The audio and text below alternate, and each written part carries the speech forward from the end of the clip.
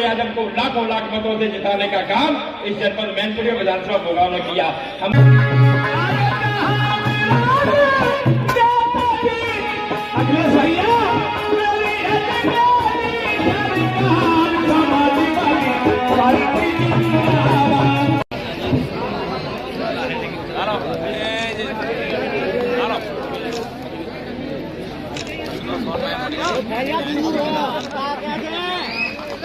अरे भैया गड़बड़ी करता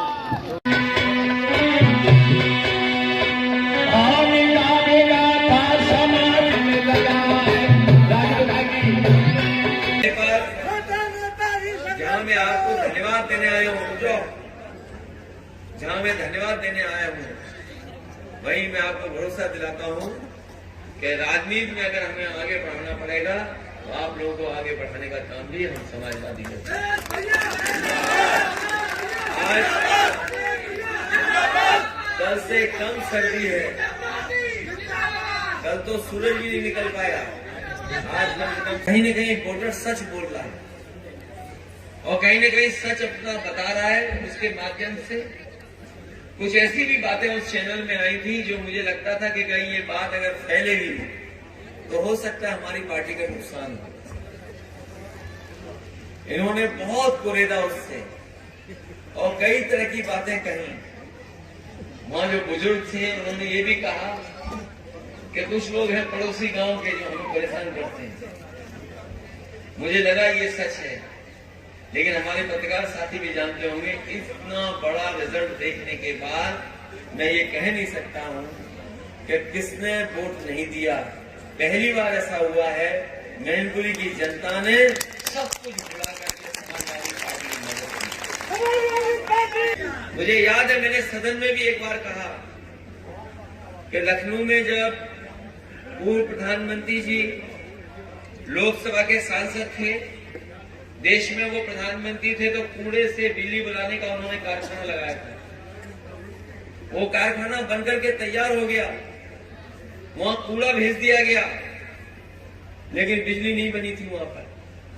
और एक पत्रकार साथी जब उस इंजीनियर से पूछने गए कि ये बताइए कि ये जो कूड़े से बिजली बनाने वाले कारखाने में बिजली कितनी बनी है, उसने कहा ये बिजली नहीं बन पाई है और बिजली नहीं बन सकती है।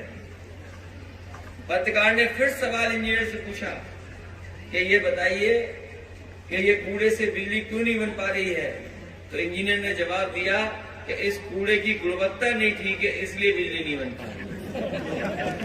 बताओ, कूड़े की भी गुणवत्ता ढूंढ रही थी भारतीय जनता पार्टी। और अगर किसी को ये कारखाना देखना है तो लखनऊ जाकर के वो कारखाना देख सकता है। तो इन्होंने सबसे पहले झाड़ू उठाया और जो डीजल पेट्रोल आप खरीदते हैं, आप पता कर लेना 2% इसमें सेस कटता है कूड़ा को हटाने के लिए,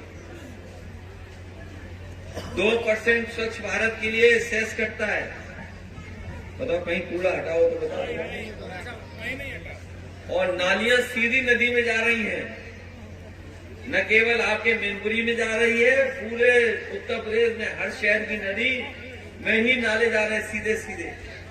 ये जो काली नदी बह रही है, कहां से चली है? बिल्कुल वहां से मुजफ्फरनगर से, और चलते चलते चलते इतनी गंदगी, इतना इसमें नाले जुड़े हैं क्या उसका रंग ही काला हो गया है। और जाकर के कन्नौज में गंगा से मिल जाती है काली नदी। अभी तक काली नदी नहीं साफ कर पाई, और अगर काली नदी नहीं साफ कर पाई बीजेपी वाले, तो बताओ मां गंगा कैसे साफ होगी? ये तो एक नदी जुड़ी है, यही यमुना, यही चंबल जाकर के, चंबल मिल जाती है इटावा में और यमुना मिल जाती जाकर के प्रयाग में।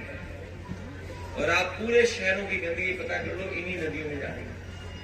हजारों करोड़ रुपया आया है गंगा के नाम, हजारों करोड़ आया नदियों को साफ करने के लिए, लेकिन अभी तक नदी कोई साफ नहीं हो पाई। ये बात मैं इसलिए बता रहा हूं क्योंकि इसी डर से भारतीय जनता पार्टी ने निकाय के चुनाव आगे टाल दिए हैं।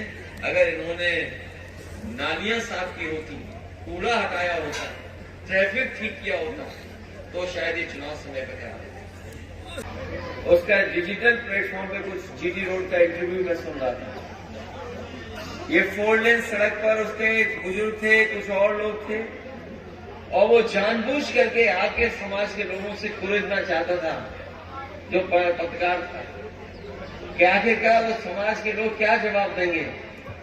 मुझे लगता है परिणाम देख करके जो उन्होंने कैमरे के सामने बोला था वो सच नहीं है, जो मशीन के माध्यम से परिणाम निकला है वो सच है। उस चैनल के लोगों जिसने देखा होगा वो जानते होंगे, आपके ही समाज के लोगों को वो बार बार पूछ रहा था। वो हो सकता है पत्रकार साथी यही हो या इनके सहयोगी रहे हों कि अगर आपने सबने मिलकर के वोट दिया है और इतनी बड़ी जीत दिलाई है, तो आपके साथ कभी भी किसी तरह का भेदभाव नहीं होने दिया जाएगा और कहीं भी किसी तरह का कोई अन्याय किसी के साथ नहीं। क्योंकि अगर हम लोग भेदभाव और अन्याय मिटा देंगे, अगर कहीं कोई किसी तरह की बात होगी, अगर हम लोगों तक पहुंच जाएगी, तो कभी भी किसी व्यक्ति के साथ अन्याय नहीं हो सकता। ये मैं आपको आज भरोसा दिलाऊंगा। लड़ाई बहुत बड़ी है, लड़ाई बहुत लंबी है। ये जो लड़ाई राजनीति में चल रही है, तो ये आज की लड़ाई नहीं है। आपने बहुत नेताओं को सुना होगा, सब लोग परिवर्तन चाहते थे, सामाजिक परिवर्तन हो, और उसके लिए समय समय पर आंदोलन हुए, समय समय पर नारे दिए गए। जिस समय शुरुआत हुई थी, हो सकता है आपके लोग राजनीति में वहां न पहुंचे हों, उस ऊंचाई तक न पहुंचे हों, लेकिन अभी हमारे वक्ता और अभिलाष सिंह जी जो कह रहे थे कि आरक्षण छीना जाए तो थप्पड़ मारकर के छीन लिया जाए, जानते हो किसने कहा?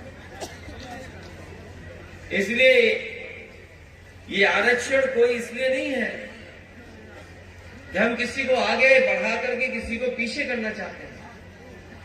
ये आरक्षण की व्यवस्था बाबा साहब भीमराव अम्बेडकर जी ने इसलिए दी संविधान में कि जो लोग पीछे छूट गए उनको कम से कम बराबर कहा जाए, उन्हें भी सम्मान देकर के बराबर तक पहुंचाया जाए। और जो लोग अखबार पढ़ते होंगे, जो आसपास देखते होंगे, ये सरकार प्रयास कर रही है कि बाबा साहब भीमराव अम्बेडकर जी का दिया हुआ अधिकार, जो दिया हुआ हक को छीनने की साजिश चल रही है। अभी निकाय के चुनाव होने थे, लेकिन जानबूझ करके सरकार ने गलत एफिडेविट लगाए थे, और उसका परिणाम ये हुआ है कि अभी चुनाव के लिए समय लगेगा। अभी जब कोर्ट फैसला दे देगा तभी चुनाव हो गया।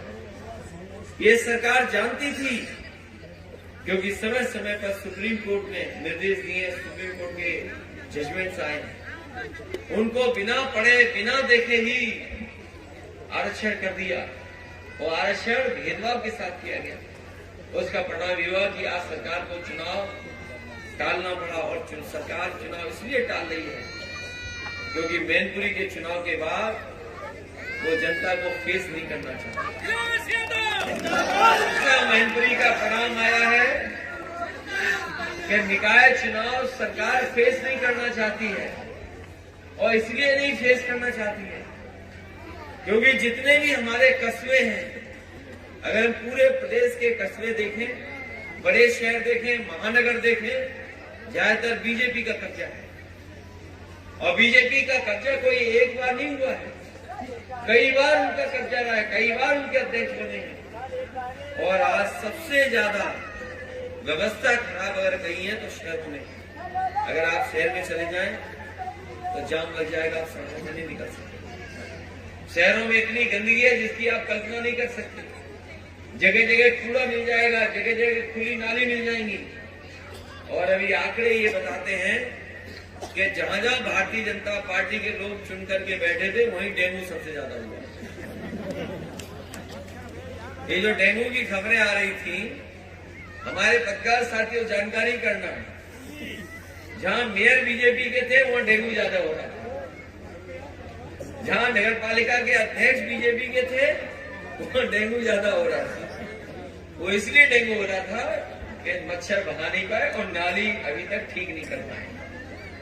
और कूड़े के लिए आपको याद होगा, वो बात आप मत भूलना कि कूड़े को हटाने के लिए देश के प्रधानमंत्री जी ने झाड़ू उठाया था। बताओ कितने साल पहले झाड़ू उठाया था? 9 साल पहले। क्या कूड़ा खत्म हो गया अभी? नहीं। पिछली बार रात को मैं निकला था आपका कार्यक्रम करके, तो यही मैनपुरी कस्बे के किनारे कुछ लोगों ने मुझे रोक करके कहा, इन्होंने रोक करके कहा कि यहाँ पर सब मैनपुरी का कूड़ा फेंका जा रहा है। नहीं था सर।